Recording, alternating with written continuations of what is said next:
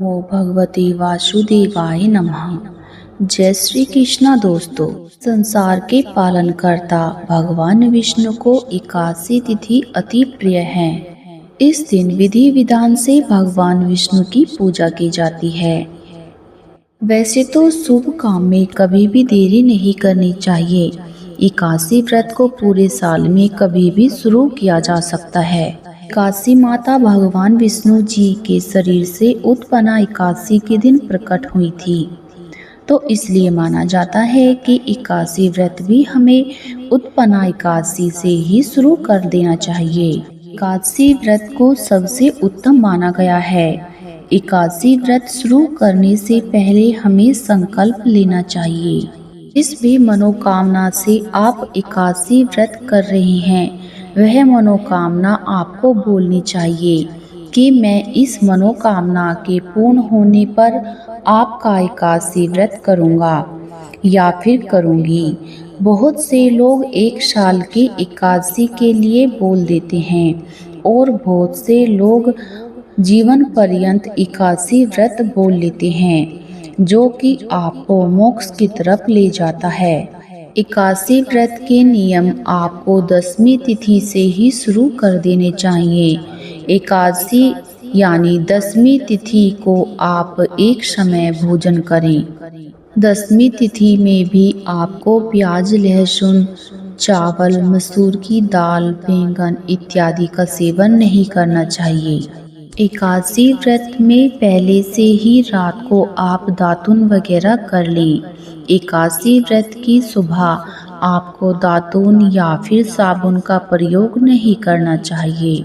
आप पहले दिन से ही तुलसी पत्र या फिर जामुन के पत्ते तोड़कर रख लें। उनको चबाकर आप दातुन कर सकते हैं और उंगली से कंठ साफ कर लें। पानी से 12 बार कुल्ले करने चाहिए। स्नान आदि से निर्वृत हो जाना चाहिए और नहाने वाले जल में आप गंगा जल अवश्य मिला लें। व्रत का संकल्प लेते समय आपको भगवान से प्रार्थना करनी चाहिए कि मैं आपका इस तिथि से व्रत प्रारंभ कर रहा हूँ और इतने समय के लिए करूँगा। आप जो भी बात है उसे खुलकर अच्छे से भगवान के सामने प्रकट करें। भगवान से प्रार्थना करें कि आप मुझे सद्बुद्धि दें। और एकादशी के दिन आपको नाखून, बाल इत्यादि नहीं कटवाने चाहिए। एकादशी व्रत में आपको दिन में सोना नहीं चाहिए। सोने से बचना चाहिए, नहीं तो पुण्य क्षीण हो जाता है। और एकादशी के दिन किसी के द्वारा कोई भी खाने की वस्तु दी जाए तो उसे ग्रहण ना करें। कम से कम बोलें, अधिक ना बोलें। अधिक बोलने से काफ़ी बातें व्यर्थ निकल जाती हैं। और अधिक से अधिक भगवान का ध्यान करें।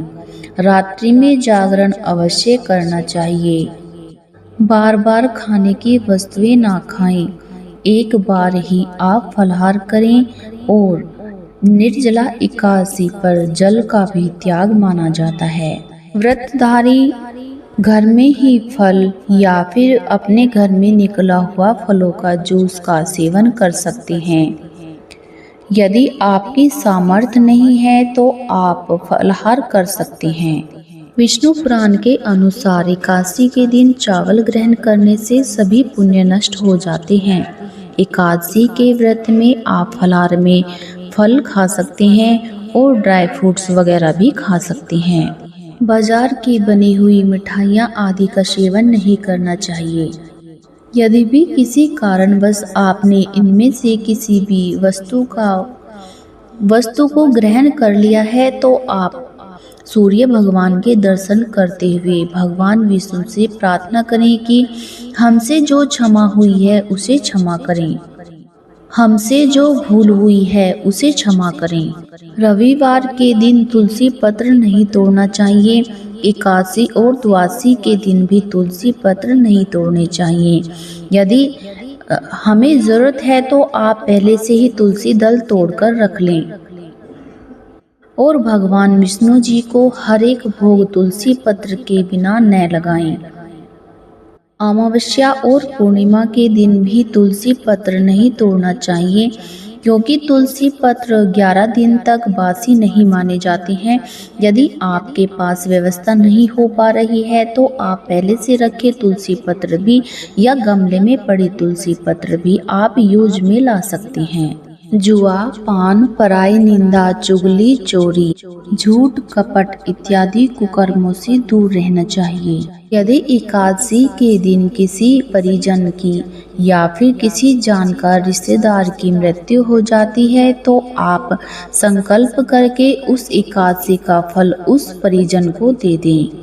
एकादशी के दिन भगवान विष्णु जी के साथ साथ आप महालक्ष्मी जी का भी पूजन अवश्य करें और भगवान की प्रतिमा को अभिषेक कराएं, धूप दीप इत्यादि से उनकी पूजा अर्चना करें। एकादशी के दिन भगवान को पीली चीजें, पीले वस्त्र, पीला केला, हल्दी इत्यादि अर्पित करें। एकादशी के दिन भगवान विष्णु जी को मखाने की खीर का भोग लगाएं। ऐसा करने से घर में सुख शांति आती है। और एकादशी के दिन महारानी जी के सामने आप घी का दीपक अवश्य जलाएं। घी का दीप जलाने के बाद आप 11 बार महारानी की या तुलसी महारानी की पूजा अर्चना करते हुए परिक्रमा लगाते जाएं। ऐसा करने से घर में लक्ष्मी का वास होता है और सुख शांति बनी रहती है। एकादशी के दिन पीपल में जल अवश्य चढ़ाएं। ऐसा करने से भगवान विष्णु की पूजा अर्चना अच्छी मानी जाती है और कर्ज से मुक्ति प्राप्त होती है, क्योंकि पीपल वृक्ष में भगवान विष्णु का वास होता है। एकादशी की रात्रि में भगवान विष्णु का जागरण अवश्य ही करना चाहिए। ऐसा करने से व्रत को पूर्ण माना जाता है और पूर्ण फल की प्राप्ति होती है। तो आइए जानते हैं व्रत के पारण की विधि। हमें व्रत किस प्रकार खोलना है।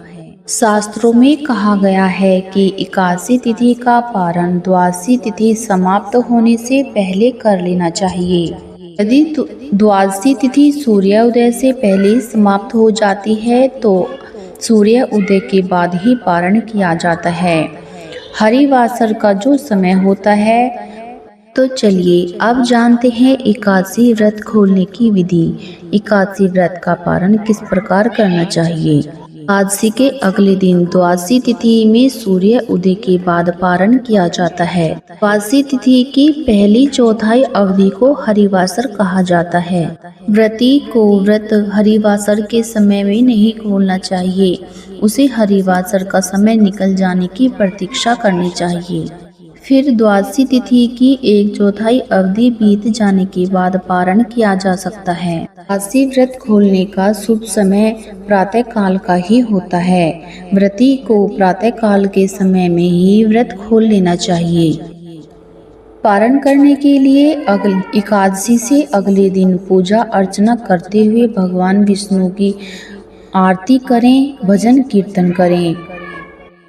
ब्रह्म पुराण के अनुसार जो एकादशी के दिन भगवान विष्णु को पंच अमृत से स्नान कराता है और द्वादशी के दिन दूध से स्नान कराता है तो वह भगवान विष्णु का ही स्वरूप प्राप्त कर लेता है। आपको भगवान से प्रार्थना करनी चाहिए कि हे भगवान, मैं तो अज्ञानी हूँ, मूर्ख हूँ, मैं कुछ नहीं जानता।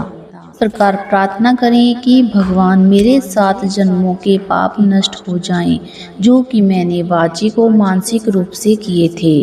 भगवान से प्रार्थना करते हुए 7 अंजलि जल पीकर और 7 दाने चने के खाते हुए आपको व्रत खोल लेना चाहिए। द्वादशी के दिन भी आप दशमी की तरह ही नियमों को जारी रखेंगे। एकादशी के दिन यानी द्वादशी के दिन भी हमें लहसुन, प्याज और शहद का सेवन नहीं करना चाहिए। द्वादशी के दिन हमें ब्राह्मणों को दान देना चाहिए और भोजन इत्यादि की व्यवस्था करके उन्हें भोजन इत्यादि ग्रहण कराना चाहिए। और एकादशी का उद्यापन मोक्षदा एकादशी के दिन करना अति फलदायी होता है। वीडियो को अंत तक देखने के लिए आप सभी का हार्दिक धन्यवाद। यदि आपको वीडियो पसंद आया है तो कमेंट बॉक्स में अवश्य बताएं। जय श्री कृष्ण, राधे राधे। धन्यवाद।